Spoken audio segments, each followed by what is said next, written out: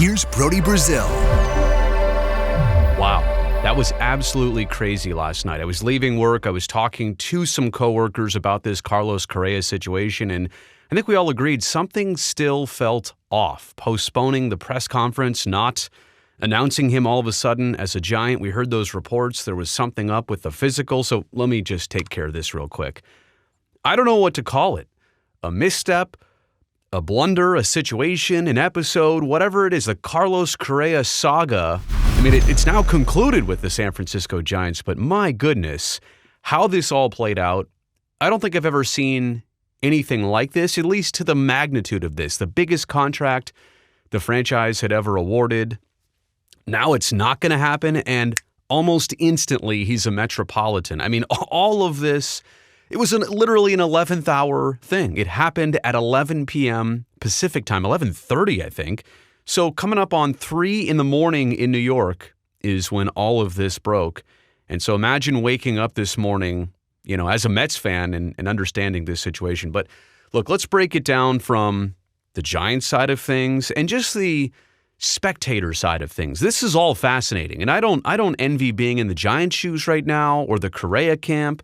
I guess the only ones who might be, you know, content or happy about any of this is the Mets. They end up getting a chance on something that they thought passed them by. But all of this is really fascinating. From the Giants' perspective, I mean, their deal they had in place with Correa, 13 years.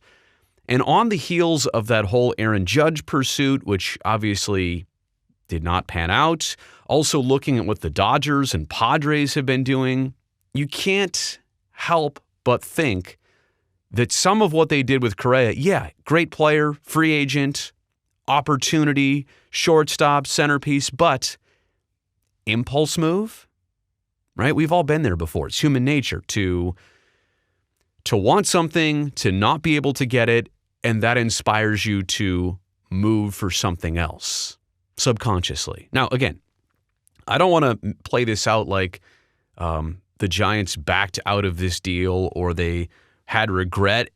Look, they agreed to something. They were bound to pay it. They were aligned to do this. I do want to say later that I totally respect the process, and I respect them for ironing this out before they officially, brought him into a press conference. It could have been worse. Imagine if they shake hands, take pictures, he puts on the jersey, and then these issues come out. So we'll get to that in just a second. But as for the decision, look, I'm sure there was a little bit of not buyer's remorse, but second guessing and, understanding the overall situation. But again, it's still Carlos Correa. I think in terms of the money in that initial Giants deal, probably higher than they would have wanted to pay, but that's market value. Definitely more years than they wanted to commit to, but that's what it was going to take. And going back to the whole hours away from the press conference thing, that was the first immediate red flag. I mean, you never hear about this. And usually if you do, it comes with the explanation. And when I woke up yesterday morning, I thought, well, gee, it's foggy at San Francisco airport this morning. His flight got delayed. He was flying in today. He was doing the whole fly in, drive up 101, get the town car, take you to the park, do the whole, and his flight got delayed. No big deal. And maybe even canceled. Maybe there was something else and we're so close to the holidays or maybe he was sick. I mean, there was a number of just innocent things that come to mind, but it was such a sudden and quick and brief explanation by the Giants. And then there was nothing else that came out. And then there was some reports about physical issues or issues with the physical that is procedural, by the way, in all of this. But the fact that it happened so quickly or so soon from when the press conference was scheduled to be, again, a red flag. And then how about this? In retrospect, we didn't find out last night that the Giants deal was off and he's a free agent today. We literally found out, oh yeah, not only is the Giants deal off, but in one swoop, the Mets have signed him. I mean, I guess all of that was going on during the background of yesterday, and last night they locked it down at, 2:30 in the morning. By the way, what's that old saying? Nothing good ever happens past, is it midnight or is it 2 a.m.? But anyway, I digress. It's just amazing how the Mets are not only in on this, but have locked in the deal at the same time we find out it's off for the Giants. Fascinating. And again, I know you saw the title of this video. None of this is actually the worst thing in the world for the Giants, believe it or not. And I don't blame them for any of this, to be perfectly clear. But I do think there's going to be lots of finger pointing now. And imagine if he stayed a Giant, and imagine if the first month of the season was rough for Correa, and then they'd say, oh, remember the back issues? And look, it has to be established. I think Correa has been on the injured list on average once per season for all of his big league seasons. He's not, I don't know, has he not had a full healthy season? But you understand the 7 or 8 seasons, he's been on the IL 7 or 8 times. So that it's not to say that there's issues or whatever. It's just to understand that this is an area that needs to be addressed. It needs to be thoroughly reviewed before you engage in such a long-term contract. But yeah, lots of finger pointing at the Giants, and I don't know that that's fair, right? You purchase something at that value, you want to make sure that it's up to standards. Like when you buy a house, there's a home inspection. There's no question about it. And if you find things wrong, you mitigate them or you alter the deal. You make sure that it's part of the overall big picture. And look, I entirely understand the Giants' legitimate concerns and reservations here. I said earlier that maybe there was some remorse about the contract, but I am completely able to separate that from the fact that they wanted to do themselves justice here in the research and the physical and the process, and to make sure all the T's were crossed and the I's were dotted. Sorry, it's too early. I understand that. I totally, and I don't fault them. I don't blame them. I think for them, I wish it would have happened way earlier in this process, like a day after the signing and not an hour before the press conference. But at least they got it done, like I said, before anything was official. He didn't put on the jersey. He didn't shake hands with the front office. So it could have been worse.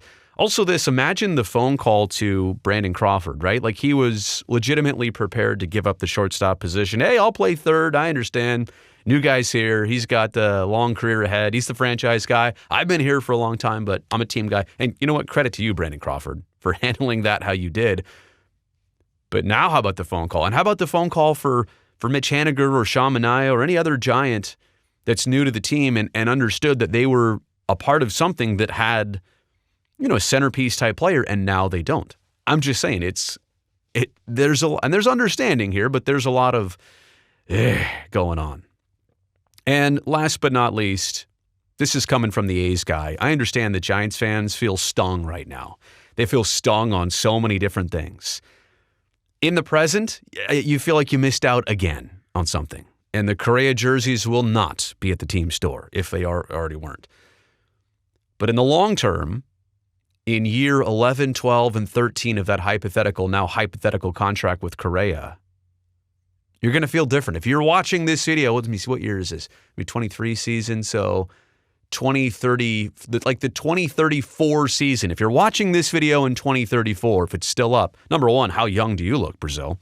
But number two, how do you feel now? You didn't go through that. What has Carlos Correa's career looked like 11, 12, 13 years from now at age 41 when the contract was concluding? So I'm just saying, you were probably overpaying and overcommitting. You had to do that, and that was fine, and you were good with that, Giants. But looking ahead, this is not the worst long-term thing at all. It's not a win because of the whole thing.